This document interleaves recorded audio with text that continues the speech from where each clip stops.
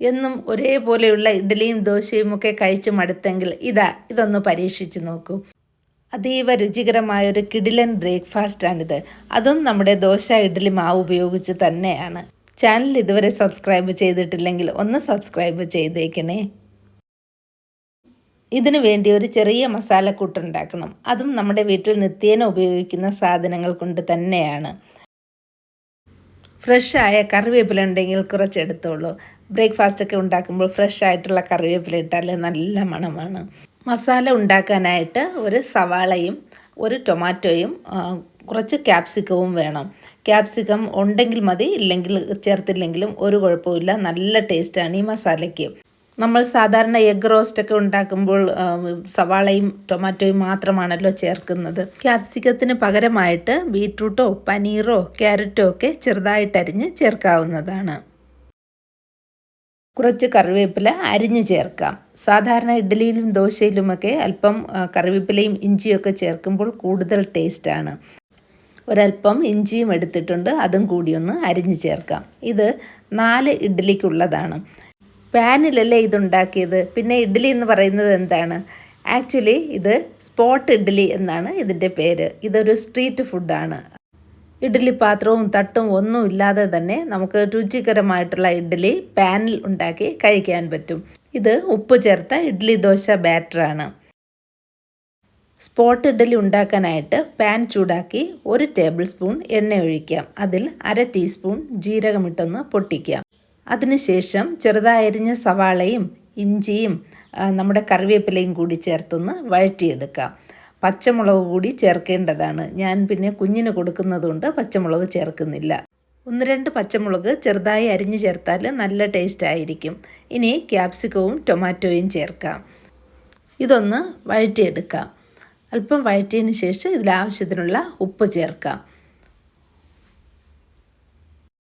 ചേർത്ത പച്ചക്കറികളൊക്കെ അധികം വേവിക്കേണ്ട കാര്യമില്ല, ഒന്ന് ക്രഞ്ചി ആയിട്ടിരിക്കട്ടെ.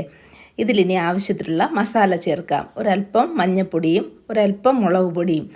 മുളക് പൊടിയൊക്കെ അവരവരുടെ ടേസ്റ്റ് അനുസരിച്ച് ചേർക്കാം. ഇതിലേക്ക് നമ്മുടെ പൊടി മസാലയാണ്, മിളകായി പൊടി എന്നൊക്കെ പറയുന്ന നമ്മുടെ ചട്നി പൗഡർ ഉണ്ടല്ലോ, ഞാൻ അതിൻ്റെ വീഡിയോ നേരത്തെ ഇട്ടിരുന്നു. അതാണ് ഇതിൽ 1 ടീസ്പൂൺ അത് ചേർത്തു. ഒരല്പം വെള്ളം കൂടി ചേർത്ത് ഒന്ന് മിക്സ് ചെയ്ത് കൊടുക്കാം. ഇതിലിനി ടേസ്റ്റ് കൂട്ടാനായിട്ട് ഒരല്പം ബട്ടർ കൂടി ചേർക്കുന്നുണ്ട്.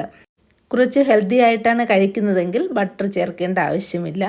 ഇല്ലെങ്കിൽ നെയ്യ് ചേർക്കാം. ഇല്ലെങ്കിൽ ഒരു മുട്ടയും കൂടി പൊട്ടിച്ചൊഴിച്ച് ഒന്ന് മിക്സ് ചെയ്തെടുത്താൽ കൂടുതൽ ടേസ്റ്റ് ആയിരിക്കും. മസാല ഇവിടെ റെഡി ആയിട്ടുണ്ട്. ഇത് 4 ഇഡ്ഡലിക്കുള്ള മസാലയാണ്. അപ്പോൾ ഇതൊന്ന് 4 നമുക്ക് വീതിച്ചെടുക്കാം.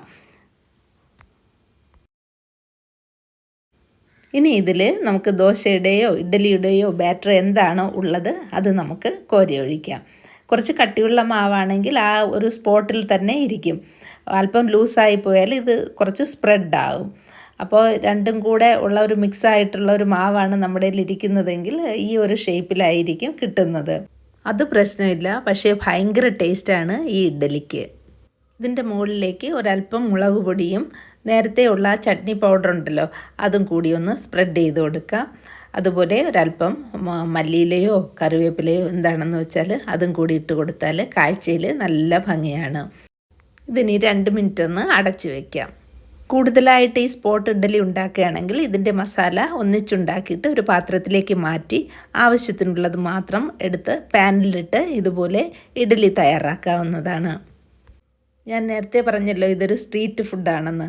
കേരളത്തിൽ അങ്ങനെ അധികം ഇത് കാണാറില്ല എങ്കിലും കേരളത്തിന് പുറത്തുള്ളവർക്ക് തീർച്ചയായിട്ടും ഇതിൻ്റെ സ്വാദ് അറിയാമായിരിക്കും.